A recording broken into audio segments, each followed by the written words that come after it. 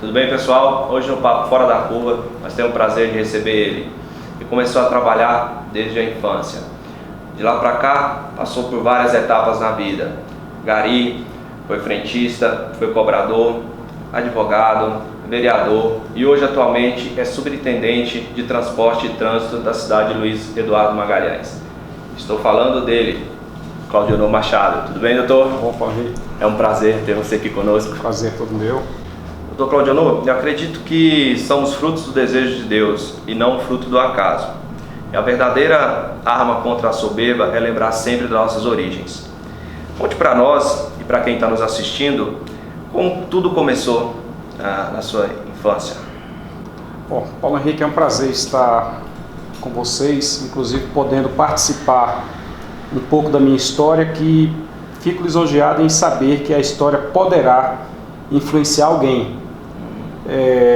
Na realidade, a Bíblia diz que a soberba precede a ruína, precede a queda. E felizmente ou infelizmente nós encontramos muitas pessoas que acabam esquecendo-se do passado, e isso faz com que essas pessoas não consigam lembrar de onde vieram e não conseguem também vislumbrar o que Deus tem preparado para as mesmas. No meu caso, tive um pai muito trabalhador, isso eu agradeço a Deus pelo pai que eu tive. Minha mãe ainda vive, é uma senhora muito batalhadora também, mora aqui próximo de Mimoso 2. E desde criança, às vezes a gente fala das crianças que não podem trabalhar, eu até compreendo em certo ponto, porque sou um aplicador da lei, mas eu trabalho desde criança e nunca me aconteceu nada mal.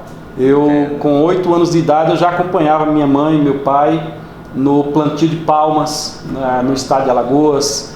Nós criávamos gado, eu ajudava meu pai a carrear gado, minha mãe fazia carvão. Com 8, 9 anos de idade eu já fazia carvão com minha mãe. Isso no ano... Qual era o ano? Olha, eu nasci em 1976, 8 anos depois, então nós estamos aí em 80 e alguma coisa, né? Era um pouco mais suave, né? A questão infantil, a questão dessa... Toda a burocracia que teve com relação às crianças surgiu em 1993. Foi Fernando Collor quem trouxe o ECA, Estatuto da Criança e Adolescente. E naquela época era a primeira vara da infância e juventude, era aquela que a mãe quebrava na beira da estrada e alinhava a gente. Eu lembro que uma vez eu aprontei, minha mãe fez desse jeito, quebrou uma varinha, e se vocês tiverem a oportunidade de conversar com ela vai contar essa história para vocês. Perfeito. Mas desde cedo, então, 8 anos, 9 anos, trabalhando com palma, carvão e tal, com volta de meus 10, 11 anos, meu pai comprou umas ovelhas e eu passei a cuidar dessas ovelhas. Inclusive foi o meu último trabalho antes de vir para a Bahia, foi cuidar das ovelhas do meu pai. Aí, continuando essa história, chegamos na Bahia em 89. Eu tinha um ano nessa época. Em 89, e moramos ali na cidade de Cristópolis. Uma cidade que eu gosto bastante, tenho muitos amigos lá. E em Cristópolis, onde eu morei de 89 a 95, aí tem uma série de outros trabalhos que foram desenvolvidos, de sorte que tudo aquilo que pude fazer para que não ficasse desempregado e ajudasse minha família no sustento, eu fiz. Ali eu trabalhei de frentista em posto de combustível, eu trabalhei em olaria, eu trabalhei em marcenaria, trabalhei de auxiliar de carpintagem. Tem um serviço que a gente chamava muito lá, que era uma profissão, era a profissão de capinador de calçamento. Que profissão! A gente usava a enxadinha ficava redonda. Meu Deus! E trabalhei muito na roça com meu pai ali, nós trabalhamos em toda aquela região, na Mata do Cedro, no sítio eu restei alho, aquelas tranças de alho. Que o pessoal às vezes... Isso, ali a gente fazia ali cerca de 100, 120 restas por dia para poder ter uma diária de serviço, e vários outros serviços desenvolvi naquela região. Fui gari em Cristópolis, trabalhei como chapa em Cristópolis, trabalhei em borracharia em Cristópolis. Nós temos até aqui na cidade um oficial de justiça que ele tinha comércio na época lá, e eu trabalhei para ele como chapa descarregando caminhão. Que bacana, né? Como que o mundo dá suas voltas, né? Eu recordo de uma vez que minha mãe não me viu chegar em casa às 18 horas e minha mãe saiu me procurando, e quando chegou lá onde ficavam os chapas, né? Aí disseram, olha, ele entrou numa caçamba aí. Nós pegamos uma caçamba trucada que precisava carregar de pedras. Certo. E nós fomos sentido Marreca, é um local que tem lá em Cristópolis. E no retorno com a caçamba cheia de pedras, nós observamos que o truque encalhava na areia. Rapaz, foi uma dificuldade, tivemos que descarregar parte das pedras. Quando eu cheguei em casa, minha mãe queria me bater, porque eu não avisei que tinha saído, ela estava preocupada. Isso tudo naquela ânsia de estar contribuindo, de estar trabalhando. Até porque nós aprendemos que quem ficava de mente vazia acabava fazendo o que era errado. É aquele velho ditado, né? Realmente fazia a oficina do diabo. Eu perdi de lá para cá muitos colegas, alguns que estudaram conosco ali, infelizmente hoje já morreram, mas eu e vários que trabalhavam na época hoje se tornaram cidadãos. Meus irmãos estão aí, graças a Deus, todos eles seguindo a vida. Aí em 95, continuando a história, eu mudei para Barreiras. Nesse percurso aí, meu pai também conseguiu uma terra pela reforma agrária ali próximo de Angical, seguindo de Angical até São José, Rodete, por ali. E nós trabalhamos alguns anos ali naquela reforma. Meu pai até colocou uma plaquinha, Fazenda Três Machado. Era um casebrezinho de pau a pique, coberto com lona. E derrubou o mato, mas na mente dele era a fazenda. Era fazenda. Aí em 95 eu fui morar em Barreiras. Em Em 95 eu fui morar em Barreiras. Aí em Barreiras eu ainda carreguei caçamba de pedra em Barreiras, lá na Morada da Lua. Foi uma vez só, né? Mas eu ainda carreguei caçamba de pedra lá em Barreiras. E trabalhei, meu primeiro serviço lá foi como cobrador. Entrei numa loja de material de construção e trabalhei como cobrador. Depois, nessa mesma loja, eu fui almoxarife. De almoxarife eu fui a caixa e de caixa eu fui a vendedor. Trabalhei lá cerca de 1 ano e 6 meses, 1 ano e 8 meses, eu não lembro corretamente. Eu vendi purificador de água antes dessa loja, agora que eu estou lembrando. Esses purificadorzinhos de água que o pessoal tem na parede das casas, eu vendi aquilo. Bacana. Mas você vendia de casa em casa? Ou era vendia de casa em casa, inclusive eu vendi muito aqui. Eu tive aqui no Mimoso, aqui era Mimoso na época. Era Mimoso ainda na época. Era, aí nós tivemos aqui, eu lembro da primeira pessoa que eu vendi aqui. Eu vou citar o nome porque é um personagem da cidade, é o Fischer. Foi para ele que eu vendi. E aí eu trabalhei, depois de vender esse purificador, entrei nessa loja, passei por essas funções que eu já disse, e de lá, pedindo a Deus sempre uma oportunidade melhor, eu fui trabalhar numa outra loja, onde trabalhei quase 2 anos.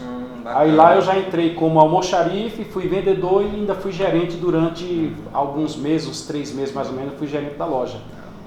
De lá, no ano de 97, 98, eu recebi um convite para vir trabalhar em Luiz Eduardo Magalhães, e vim de lá para cá já com o emprego certo. Trabalhei numa das lojas, na época, maiores lojas de material de construção aqui da cidade. E trabalhei durante 7 anos, 7 anos fechado. Fui vendedor nesses 7 anos.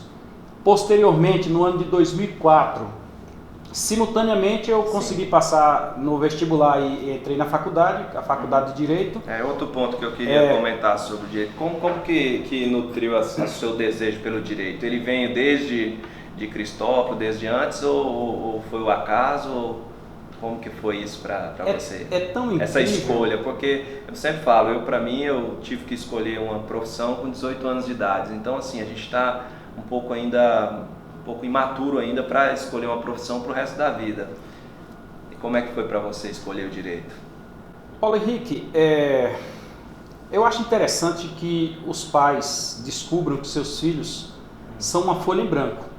Sim. Os filhos não sabem o que eles querem. Sim, justamente. E meu pai, mesmo me levando para a roça, para trabalhar na enxada, na foice com ele, no picarete, mesmo me colocando em serviço muito pesado, meu pai me direcionava: meu filho, estude para você ser alguém na vida, estude para que você possa se tornar um juiz, estude para você poder se tornar um advogado. E aquilo ficou no coração. Foi ficando na sua mente, na sua... Eu lembro de uma determinada vez que eu estava capinando calçamento em Cristópolis e passou um carrão, parou na nossa frente, pediu uma informação. Aí nós indicamos onde era o local e aí alguém disse: esse aí é o doutor fulano de tal, advogado que... Aquilo me deu uma vontade de ser igual. Deu um ímpeto, mas uma realidade muito distante, algo assim muito fora, intocável, né? Muito fora do contexto, não ia chegar naquilo ali. A gente se imaginava no máximo sendo sei lá, um vaqueiro, Sim, como eu fui ajudante de vaqueiro lá em Cristópolis. Aí, trabalhando aqui na loja de material de construção, surgiu uma oportunidade, meu irmão veio no meu trabalho e disse, olha, tu não falou que queria fazer direito? Meu irmão trabalhava próximo, eu disse sim. Ele disse, tem um vestibular aberto aí. Eu digo, como? Vai fechar hoje as inscrições. Nossa, rapaz, em cima da bucha. E o pior que eram vagas complementares. Sim. E a prova já era 2 dias depois parece. Não, foi na bucha. Aí meu irmão me dá essa dica, meu irmão faz para mim o cadastro, eu faço o pagamento e sem estudar, sem nada, fui tentar o vestibular. Passei em 4º lugar, graças a Deus. Aí eu cursei Direito, foi uma dificuldade muito grande. Nós trabalhamos aqui e estudamos em Barreiras. Aí foram 5 anos de muita luta. E simultaneamente, enquanto eu entrei no curso de Direito, eu tive que mudar de empresa, que a empresa, a Material de Construção não aceitou. Não aceitou o seu horário, tinha que sair um pouco antes, um pouco... Aí eu também já tinha orado, pedido a Deus para me direcionar para um outro local, e aí eu acho muito interessante, você que ouve nesse momento, observar isso, peça a Deus, até que a nossa escola dominical amanhã vai falar sobre isso, a necessidade de você colocar diante de Deus os teus projetos. Eu pedi a Deus, e é estranho, mas é verdade, para trabalhar na empresa, no setor, na função, com um determinado colega, e a forma que eu queria trabalhar na empresa, e tudo aconteceu daquele jeito. E durante o mesmo período que eu estive fazendo faculdade, no mesmo período eu trabalhei na empresa, terminamos o curso de Direito. Depois disso eu ainda trabalhei na Câmara Municipal como assessor jurídico da Câmara na gestão 2009, 2013, 2012. E passei na prova da OAB, me tornei advogado, entrei na disputa política, consegui ser vereador, fui vereador 4 anos. E o irmão acabou entrando na disputa de vereador, né, para candidato a vereador. Tem um provérbio, né, bíblico, que diz, né, quando os justos governam, alegra-se o povo, mas quando o ímpio domina, o povo geme. Como é que foi essa experiência, esses anos como vereador? Paulo Henrique, só conhece a realidade quem está dentro. Sim. Às vezes a gente dizer que é desta forma ou daquela, o meu pastor costuma chamar do mito da posição. Você diz, se eu tivesse lá, eu fazia. Sim. Aí quando você chega lá, você percebe que a realidade é outra. Sim. A minha entrada no setor político foi até por provocação. 3 pessoas, que eu não vou citar os nomes, me provocaram. Sim.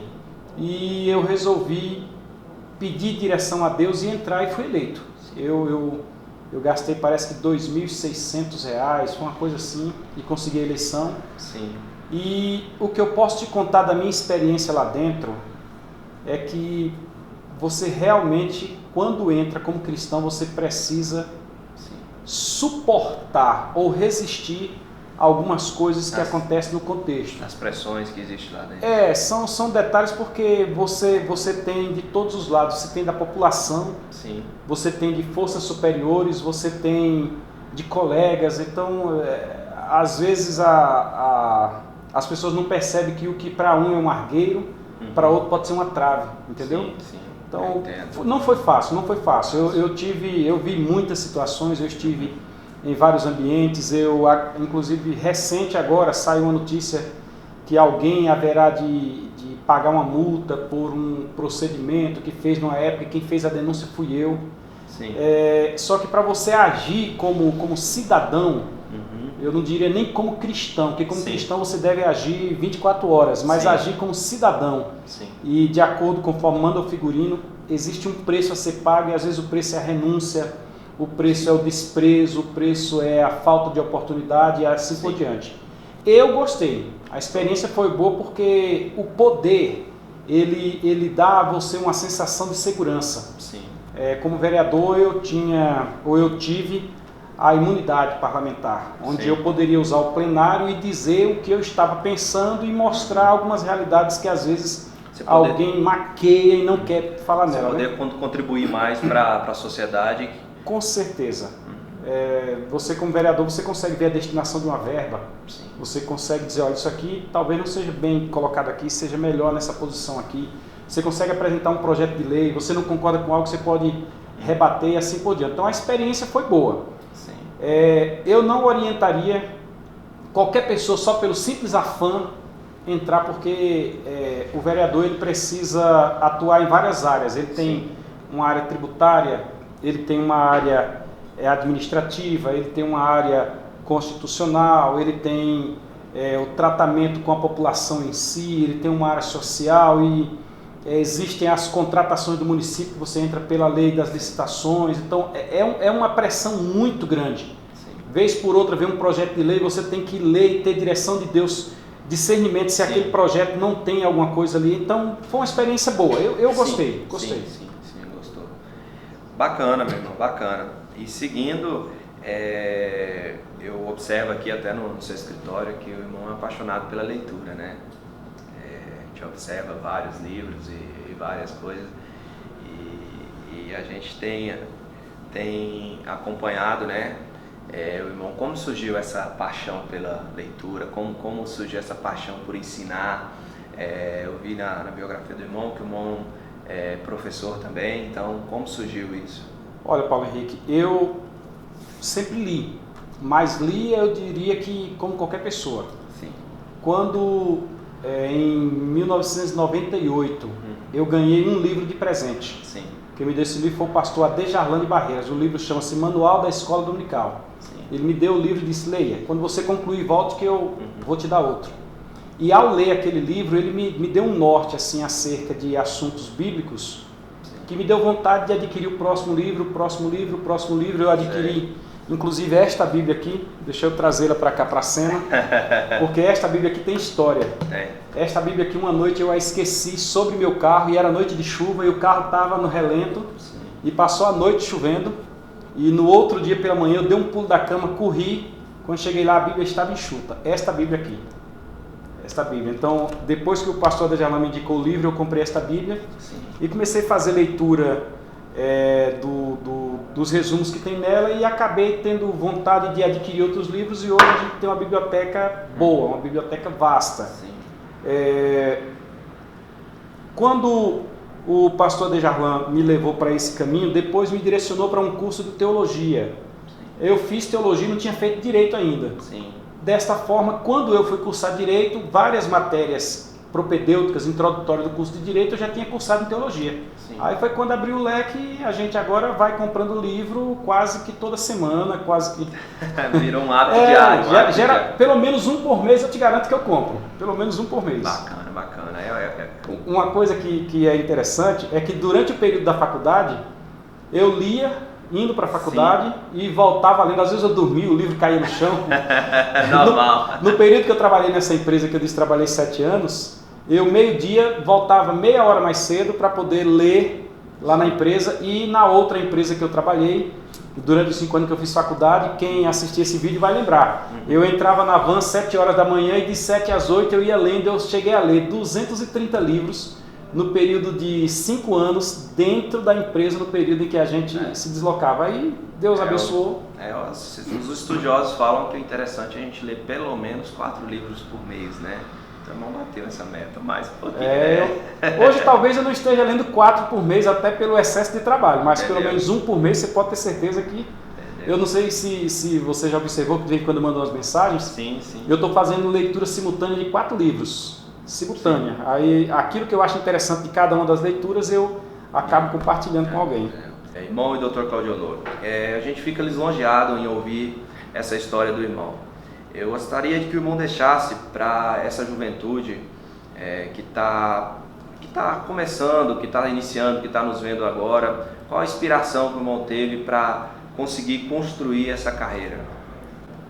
Paulo Henrique, tudo depende de com quem você convive. Sim. Eu recentemente mandei um feliz aniversário para o meu amigo em Barreiras, sim, o pastor Adejarlan, e no feliz aniversário dele eu disse: em te conhecer mudei minha vida. Porque se você anda com pessoas que não têm noção de quem é Cristo, sim, certamente você não será um cristão. Sim. Eu até ouvi uma vez num programa de TV que se você quer ser músico, estude música. Até uma coisa que você sabe que a gente é incentivador também, é a área da música na igreja também. Então tudo depende de com quem você convive. Então eu convivendo com pessoas boas, eu aprendi bons hábitos. Sim. E bons hábitos que hoje eu digo para os nossos jovens. Se você não souber com quem você anda, pode ser que você não tenha um futuro certo. É interessante você andar com pessoas que têm um projeto de futuro. É interessante você andar com pessoas que possam te direcionar a algum caminho. Às vezes, amigos levam para os bares. Não é interessante. Vá com um amigo que leve você para a igreja. Amigos levam você para conversar com pessoas que andam em caminhos tortuosos. Ande com alguém que, como diz a Bíblia, tem as veredas justas. E certamente você vai criar novos horizontes. Você vai galgar outros degraus e Deus vai abençoar. Bacana, meu irmão. E dentro disso eu gostaria que o bom deixasse 3 lições básicas, além disso que o irmão falou, para quem está nos vendo agora. Bom, 3 lições. A primeira lição é a lição de cuidado com o que fala. É sério. Essa é séria. Cuidado com o que você fala, porque a palavra dada não volta mais atrás. Alguém disse que enquanto você não fala, a palavra é sua escrava. Depois que você fala, você é escravo da palavra. Sim. É a primeira lição. Sim. A segunda lição é a que eu já falei. Diga com quem andas, que eu vou dizer quem você é. Sim. Não é Bíblia, mas é prática. É prática. Dependendo de com quem você anda, já diz o adágio popular que você pode até comer farelo. Mas dependendo com quem você anda, você pode sentar na mesa dos príncipes. Observe com quem você anda. E a terceira delas é ocupe tua mente com aquilo que for útil. Atualmente eu estou tentando aprender a tocar instrumento musical. Mas é bacana, eu estou vendo aqui no seu escritório que tem um sax ali. Esse projeto do irmão aí aprendendo, como é que foi isso? Eu vou falar sobre ele. Então, ocupe a mente com aquilo que é útil. Ó, nós temos na igreja escola dominical, nós temos aqui o curso de teologia, que inclusive você é um dos alunos do nosso curso. Sim. Você tem condição de trazer para dentro da sua mente aquilo que instrui. Quando a Bíblia vai dizer que a boca fala do que está cheio o coração enche ali pelos ouvidos, pelos olhos, pelo que você vê. Então procure encher a mente com aquilo que é útil. Falando sobre o sax, é um desejo antigo. Lá da infância. É quase como o ser advogado.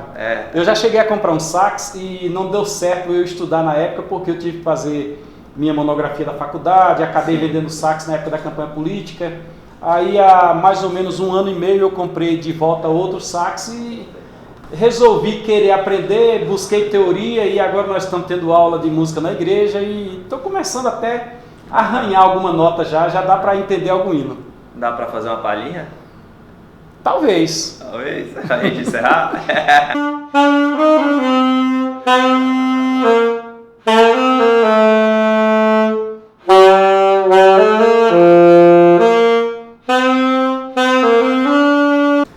Bacana, meu irmão em Cristo, Dr. Claudionor. Obrigado por esse bate-papo, foi muito bom.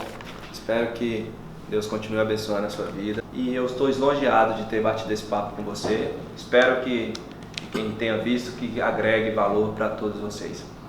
Paulo Henrique, a satisfação é toda minha e podendo contribuir, estou à disposição. Muito obrigado.